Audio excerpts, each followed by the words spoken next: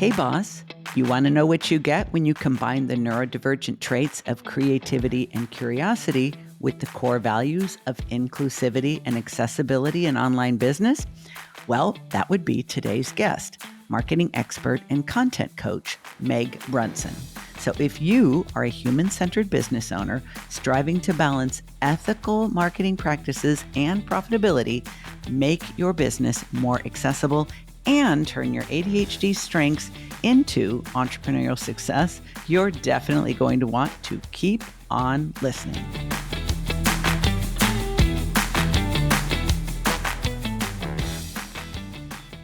I wanted to be a stay-at-home mom. I tried all the stay-at-home, multi-level marketing, direct sales. That's the word I was looking for. Direct sales type things, crafting. My first successful business, I made hair bows. And I did craft shows in my local neighborhood. I started a mom blog, and that's where I started to really find not just success, but fulfillment, purpose, enjoyment, all of that kind of wrapped up in one. And the reason this is an important part of the story is because that success came from my marketing that business on Facebook. And this was a whole different time, because you could post and people would see your posts, right? Facebook was different 10 years ago or however many years ago. I'm not great with time. Facebook was different. So long story short, my husband's job transferred him to Phoenix, and Facebook has a satellite office in Phoenix. And so I went and applied for a job there.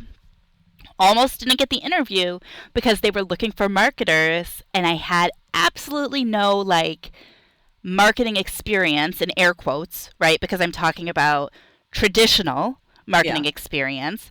But I knew what I knew, and I knew that I knew how to leverage Facebook marketing. And so I kind of put my foot down, which wasn't actually a very typical thing for me to do back then. And they kind of pushed me through the interview, and the woman at the front, the gatekeeper, if you will, was kind of like, they're going to test you. They're going to find out that you're a fraud. She didn't say those words, but that's what I felt. But I went through, I nailed the interview. I got the job. I worked at Facebook for about a year. And the reasoning behind that really was that I had tasted this entrepreneurial bug. I, at that point, was a mom of 4, 2 kids with IEPs, 1 with a 504, various needs, right, between doctor's appointments and school appointments. And I wanted to be the mom that chaperoned field trips and did the class parties. And I remember specifically one day realizing that I had 1.67 hours of PTO and trying to figure out how to stack that with my lunch break and if I came in early or stayed late. And I thought to myself, Meg, this is not how you want to be living your life. So yes, it's cool to be playing catchphrase with the team and have the foosball table and the chalkboard walls. And yes, it was one of the coolest jobs I ever had, but they still wanted me there for 40 hours. Yeah. They still, and so I left and leveraged what I had learned at Facebook to start a Facebook ads business. And that is what triggered this marketing journey, if you will. Your personal evolution. I think when I first heard about you is when you were focusing on Facebook ads. And it makes complete sense because, you got out of there, but you took a very valuable skill with you. And I'm sure it opened some doors because you had worked for Facebook, right? So that was a really smart thing to do. Obviously, with a bunch of littles with special needs and being neurospicy yourself, you rendered yourself unemployable at the end of that job. And you're probably never going to be hired by anyone again. I know I won't. Yes, exactly. And that's the thing. It was I gained, working at Facebook, I worked with the marketing department. So I was given 200 businesses every quarter, and I was there it was positioned as a customer service, right? So I would reach out to you if you were running Facebook ads and you were in my book and offer my assistance to help your ads be better. But it was really a sales position because it was all about lift, and you couldn't request help. And I had one client specifically that I feel like I kind of saw myself in her. She had a little boy and she was pregnant, and she had a really cool really just a really cool, pop culture type business. And I was really excited to be able to help her. And Facebook said one call and done because of her spend. Because Oh, they didn't think her lift would be worth giving her more than one call. And it was that type of thing that was like, no, like she's who I want to work with. And so being mm. able to work with the people I wanted to work with, it's just another way to be able to increase my impact in the way I want to increase my impact. Like there's certain businesses I don't want to help succeed. And I think, we can dive deeper into that, but especially right now over the past 4, 6 years, I think that as consumers, we're making different choices with how we spend our money. And to the same respect, like as a marketer, I'm recognizing that I have this power. Like I'm amplifying their voice, my clients' voices and visions. And I want to be very intentional about who I'm doing that for. You are the quintessential ADHD woman because I'll tell you what, you can't do your best when you are not aligned with the people Hmm. you're doing it with and for. I have never known a neurodivergent woman who is really good at putting her personal values aside and just doing what the job requires. We tend to be socially justice minded. We tend to be exquisitely aware of fairness and unfairness and discrimination, things that just don't make sense and don't seem right.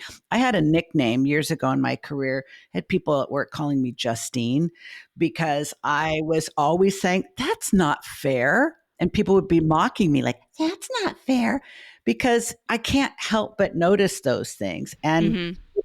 it would be such a missed opportunity for people like us, Meg, to have the audacity to go out on our own and do our own thing and then not choose to do it, who to do it with and for, to sell our souls to help people who would put food on our table but rob us of our dignity. Like don't work for yourself if that's the best you can do. Like it's a privilege to be able to serve the people we want to serve in the way that Yeah. we want to serve them, because most of them aren't going to be down for the status quo neither. Exactly. And that's a journey too. I feel like especially when you're a new entrepreneur, you're emerging in the space, you got to feed your family. And so there's a time where it's really hard to say Yeah. no to somebody who's willing to give you money. And I remember the first time that happened to me, it was somebody who did like gun safety and gun training. And don't get me wrong, I'm all about gun safety and gun training. However, I am not a gun person. I've never Yeah. owned a gun. I believe that there should be more regulations surrounding guns. And so I was like, listen, I am not the best person for you. Now, I know somebody else, and he is a huge gun person and also incredible at Facebook ads. Let me introduce you to him. And for someone to say to me, but I will pay whatever, Mm, I will pay your fees. Like, I'll yeah. pay you more. And I'm like, but no, I'm not, like, I'm not going to do a good job for you because I don't know your vertical, your business, your niche, and I'm not really interested. This is the thing. When you have ADHD, there's only four things that are going to make you focus and do what needs to be done. The number one, top of the list, is interest. You are attracted to something, they're not going to be able to tear you away. You're going to get into hyper focus in a New York minute. The second is challenge. Got to be challenging enough, but not too challenging. Third is novelty. We got to love the novelty. And the fourth is urgency. So the only reason you would say yes to that deal is if your kids are not eating tonight or Right. maybe the rest of the week. And then you're like, okay, but I have to put some conditions on this. And I think the freedom to be able to evolve your business to be aligned with your life, your lifestyle, your obligations and responsibilities for your family, care of yourself, and help the people that you want to help. So I started in the Facebook ad space, really only doing Facebook ads. Eventually, I realized that people would come to me thinking I was a magician or thinking that, Wait, and you're we not? see This right interview's now. over. I gotta go. I'm not a magician, Sorry. not a wizard. Um, I saw that you recently watched Wicked. I also recently watched Wicked, so that's very Oh, like I loved it new in so my much. brain. But yeah, like they would come to me and they would have scraped up the money for my fees, right? And they'd pay my fees, and then they would say, I've got $5 a day or $10 a day to run ads, and I've never sold this thing before, so I hope it works. And now I'm paraphrasing, I might be being a little extra, right? But it Yeah. was that type of a client, and Mm, I quickly realized I couldn't just focus on Facebook ads because the people, and I feel like my promotions weren't like this, but there's so many promotions you see just in your like Facebook feeds where they make it feel like you can run a $5 or a $10 Facebook ad and suddenly be set for life, right? Like we're going to get you all these leads, it's going to be so easy. And Facebook ads are super powerful. I still love them. However, there are foundations that you yeah. need. And so I started to shift a little bit more into organic marketing and even like helping people with figuring out what their offers are going to be and what the customer journey is going to look like. Some people call that a funnel. I prefer thinking of Mm, it as a journey. Like I always think about the game of life, right? Where like sometimes you even get to a fork in the road where you can go two different ways. It's not a funnel, it's a game of life. But anyhow, helping people with that process and it just grew and expanded. And on my own, like this might seem like a little tangent, but trust me, it'll come back. It'll come back full circle. In my own business, I had joined, like, I had bought into an all in one system that was kind of, it had this like marketing guru who was kind of at the head or like teaching things about it. And I was like, okay, this is what you have to do to be a marketer, right? Like you have to do these things. Like this funnel they're teaching, like it works and all these people are finding success with it. And like maybe it's just like the necessary evil, right? Like you just have to mm, do these things and read these scripts and put people through this process. And so I did it. I built this funnel, this system, right? And it felt awful, but I tried to like just tell myself like sometimes you just have to get through it and push through it. And luckily I had some really great people on my list at that time. This was still years ago, right in the beginning, who were like, "What is this? Like what are you doing? Like this is terrible." And that was one of the one of the times that I was like, "Okay, okay. Maybe we don't have to be gross. Maybe we don't. Maybe like there are no necessary evils, right? Like there's just evils. And we shouldn't be doing those things." And so that making that mistake, taking that misstep allowed me to like step back and start to really think about what was important and doing some of that value work and getting clear on ethics and the problematic, we've all heard of like the snake oil salesman, right? Like that's like the quintus, like what everybody talks about is like bad marketing. But learning about some of those foundations and where marketing started from, and a lot of the things that even we do today, all of us, that's just marketing. Something like pricing your product at $7.99. We all do that. That's rooted in psychological manipulation. Now, I'm not saying that if you do that, that means you're a bad person. I'm 100% not saying that. Because even on the flip side, pricing it at $800 instead of $7.99 also has psychological manipulation. Like there's yeah. so it's like we have to kind of understand the roots of where the modern marketing practices kind of originated to determine what's problematic, what's acceptable, and what is exemplary, for lack of a better term. You Mm, know what and I mean? what's aligned with our own personal values. And I wanna offer you a reframe because you do know I am a former shrink, so I kinda have to.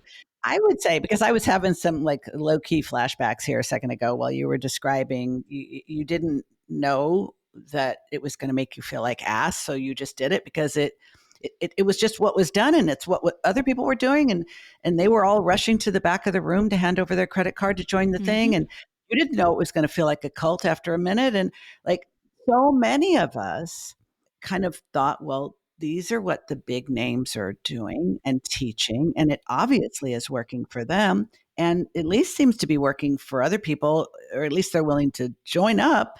So who am I to think I know better? I would actually say your passion now for doing marketing that is just, that is inclusive, that is accessible, like the passion that you have for that, the sense of purpose and fulfillment and satisfaction, and just the fact that it's become like this mission and manifesto. Mm-hmm. I don't think you could be there, Meg, if you hadn't gone through that. That was part of your education. Yeah. No, that's true.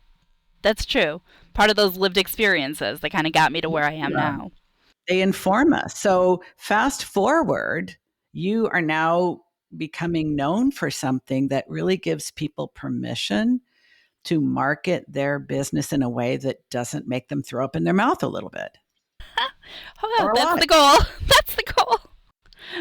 And we talked about like the other piece of like my story, my background is that like in another world, like way before marketing, and this probably ties into the ADHD brain too, right? Like I'm from Rochester, New York, which you may not know is the Rochester, New York has the highest per capita population of deaf people in the United States.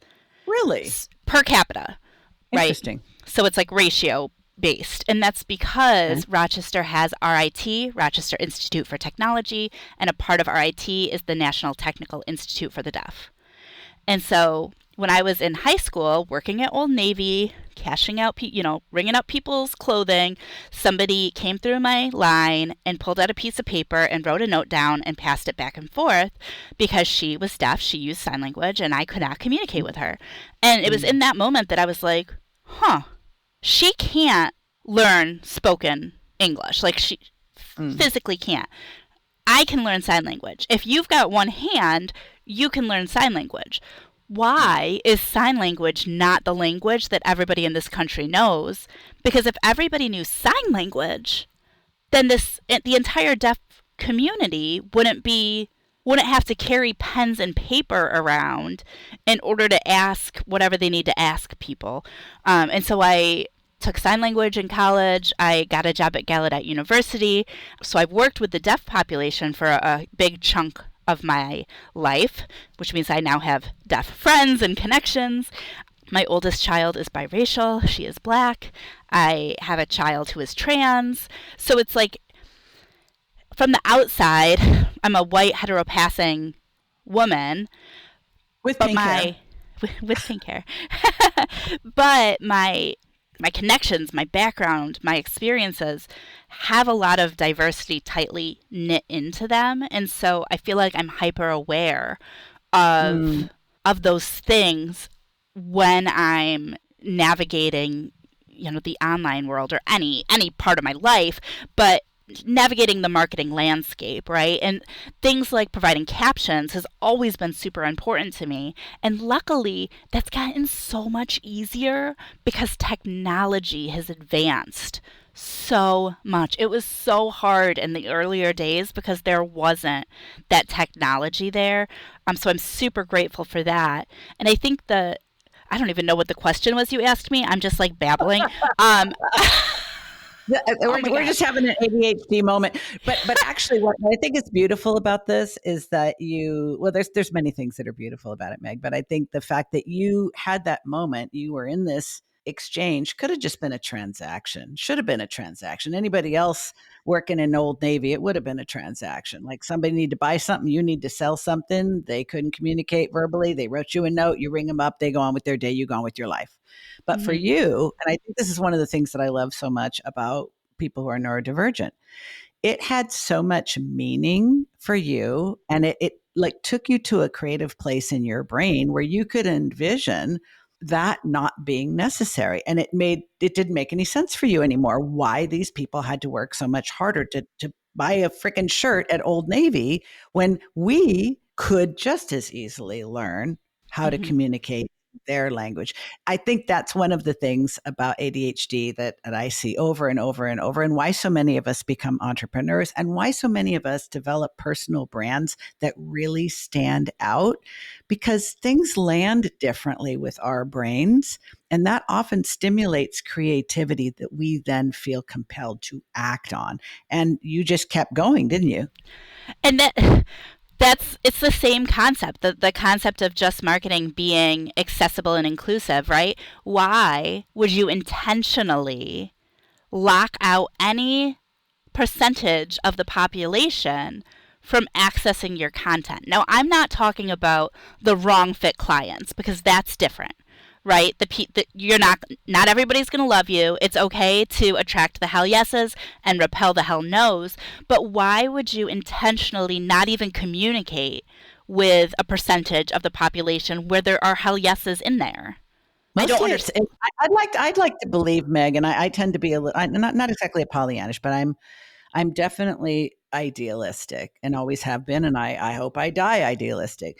In spite of many painful experiences that show me it's probably not a good idea, because I get wounded a lot. But why do people do things that don't make sense to you and I'd like to think, I really want to think, and I hope you're going to tell me I'm right, it's just ignorance. They just, A, don't know because they haven't thought about it. And the reason they haven't thought about it is because nobody's talking about it. Nobody's showing them how. No one's giving them examples and saying, this is why you want to do this. Is it more dire than that, or is that for most people I mean, the end, the end of it? I'd like to think the same thing. I don't know that there are like statistics that show otherwise, right? But I think it's an element of not knowing or feeling overwhelmed with being able to do it all. Like, that's a big thing, right? Like, well, so you're telling me I need to have captions on all my videos and alt text on all my images and camel case all my hashtags, and I and I've got a list, right, of at least Yeah. 10 things. And it feels like, but I'm already, I mean, I remember when Working. alt text felt so overwhelming to me. I'm like, what do you mean I have to write alt text for every single image I share online? And for a long time, I knew I should have alt text, and I still didn't do it because I didn't have the bandwidth. And part of it, I think, again, is that ADHD, right? Is that like it's uncomfortable, it's new, and just that, like, when something is super new and uncomfortable and you don't know what to expect, you just avoid it. And so I think that there's a lot of elements, things like that, that go into play. And so part of it is education, letting people Mhm. know like what people need. Part of it is letting people know that it's okay to be on your own journey, to start at your own pace, to conquer one thing, right? Maybe you focus on Mhm. captioning, and then when you've got a process, when you've got a system, and then you can say, okay, what needs to be done next? And just being on that journey. I think too, a lot of people may not understand like the full impact, like how many people actually rely on screen readers.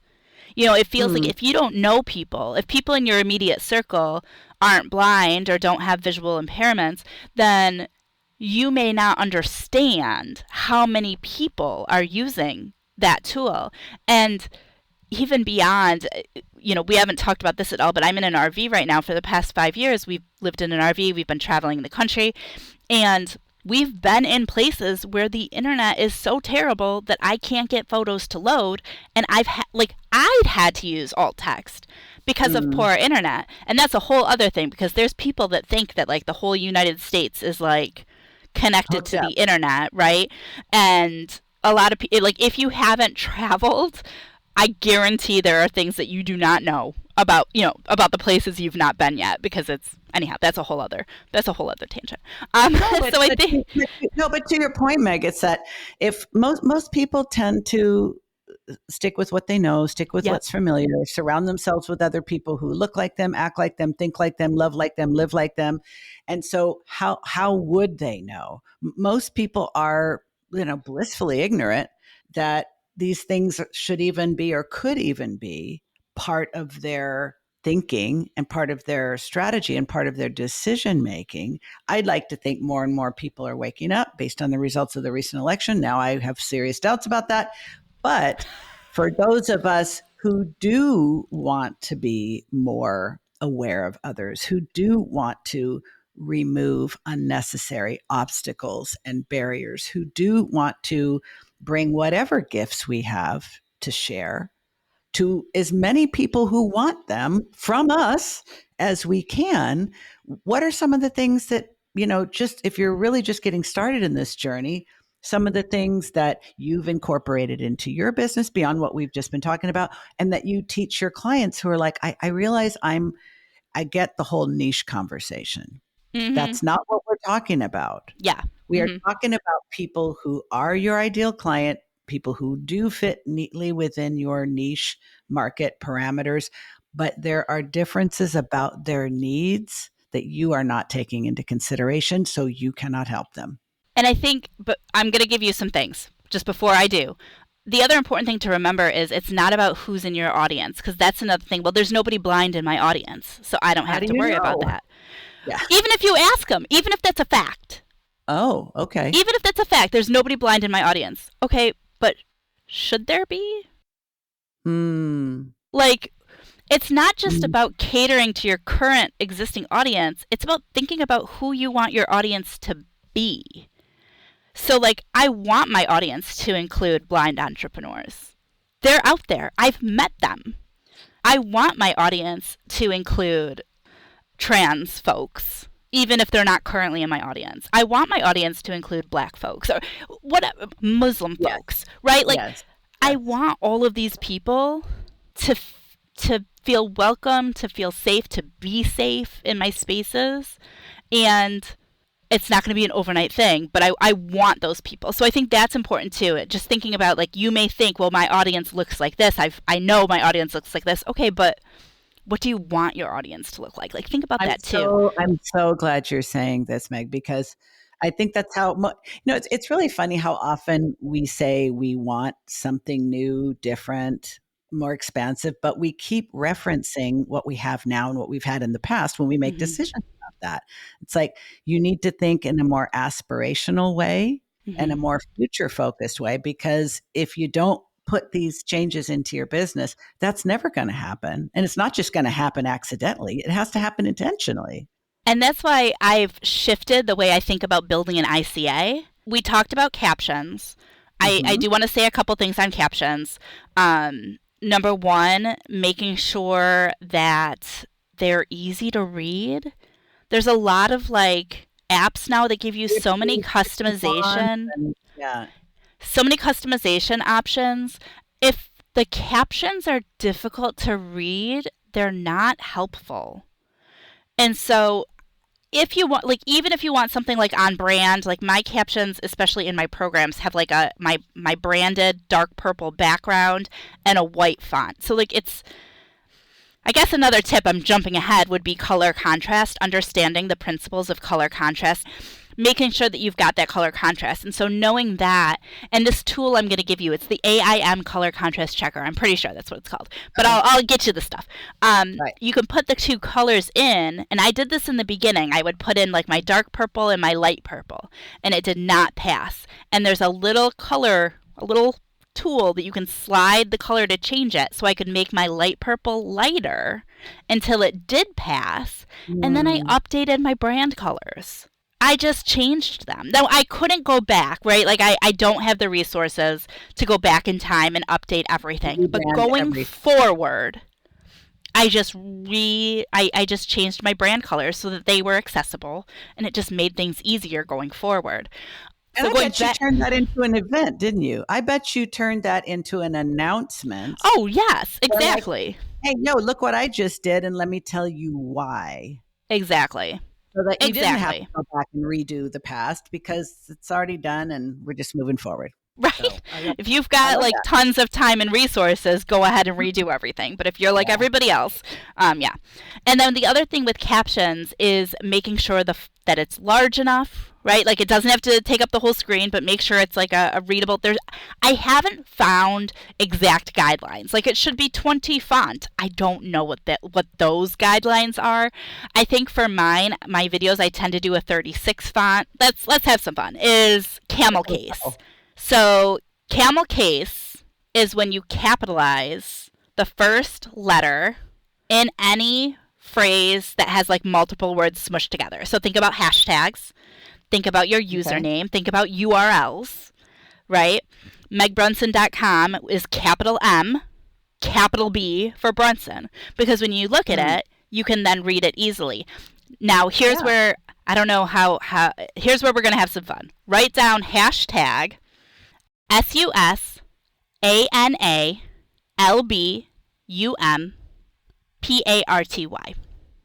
Okay, let me see if I can read this. Foos an album party. Sue's anal bum party. Is that what you read? Do you see the anal bum party? Oh, oh yeah. Foo's anal bum party. There we go. Wait, Do you I've remember? missed the point. I've Do you missed the remember? point. Do you remember Susan Boyle? Oh yeah. That was her hashtag when she released her album because it was supposed to be Susan album party. Oh no. But without camel case, you've got a bunch of Mm, people thinking there's some sort of an anal bum party. I know we can say that because you said oh this was like an explicit yeah, we rated got podcast. yeah. Oh no, poor Susan. The other fun one, which I see a lot, is WHOREMEMBERS.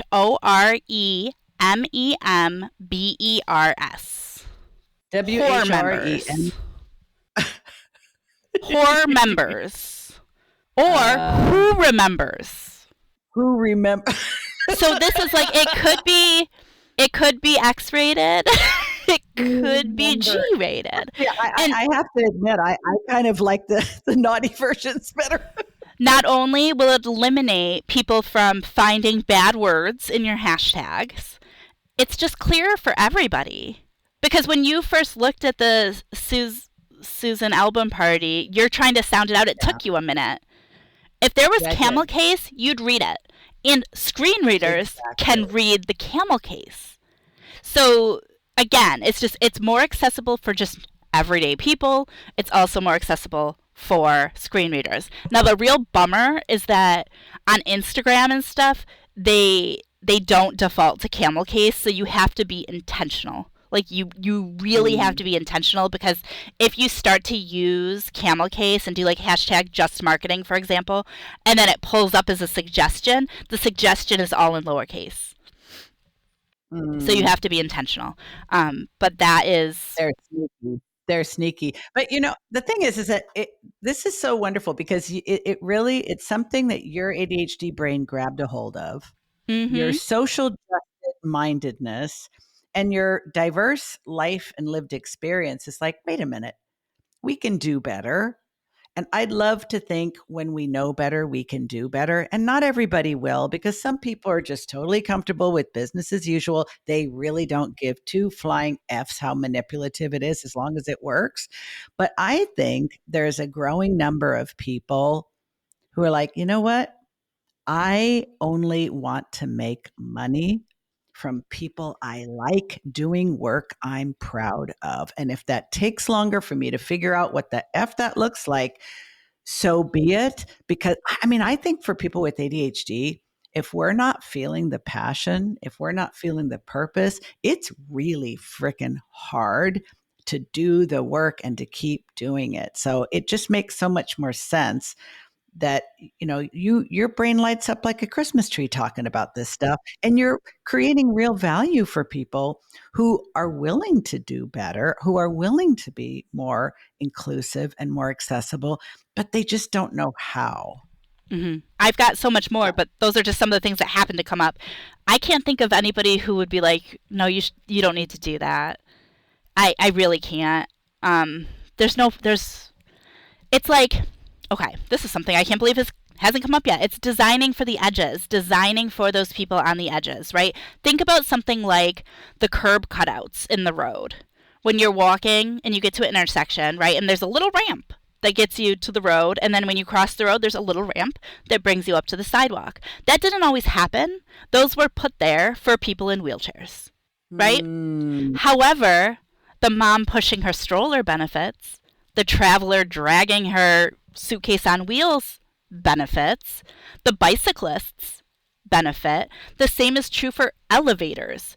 They were put there for accessibility reasons, but everybody benefits. And the same is true with accessibility efforts online. Alt text also helps the people with weak internet. Some people have started to just enjoy reading alt text, especially from certain people. Certain people have taken just a creative approach with their alt text and write really good alt text, right? And so some people just like reading it. Color contrast helps everybody see things better. So I think it's understanding that yes, we're designing for the edges. Yes, we're trying to be accessible for all people, and that's going to benefit all of us. We're the canaries in the coal mine. What affects us is going to affect everyone eventually, but we're more sensitive because of our difference. So we are the ones who are going to pick up on these things more readily. Eventually, everyone else will be affected. So I love the slogan, and I share this with you. What's good for us is good for them. We just figured it out first because we have a more immediate need. But to your point, like, no, there's no reason why not just go ahead and adopt this stuff and do it gradually, one thing at a time. You don't have to make a big fuss about it. You can consider it just an expansion of your consciousness. And I'd like to think that as more and more people catch on to this and realize this really is a no-brainer. You don't have to make such a big deal out of it, that will lead to all kinds of innovation. Now, I know you, because you think about this a lot and you've been thinking about it longer than I have, you probably have a much more clear vision for the future and where this could go if enough people really catch on. Because and hopefully this is what we have to look forward to, Meg. It's like there's no reason why justice can't be profitable, because doing the right thing should mean more for everyone. If enough people embrace the idea that doing the right thing by others benefits all, then that should lead to more creativity, more contributions, more resources, more access. It should be like this idea about the pie. If Yes. I get more, you get less, I say make more pie, right? Just start a pie making business and teach other people how to make pie. And then there's more for everybody. And yes, okay, that's my ADHD idealism, but I think it's worth a shot. And I'm so grateful to know you and know that you are one of the people who is holding up the banner and championing the cause. I absolutely love how Meg Brunson uses her ADHD strengths as business assets. And while Meg is not a client, my coaching framework, the Boss Up Breakthrough, was designed to help you do exactly that. Take advantage of my fast action bonus by booking your free consultation during the month of January. There's a link in the show notes to find out more.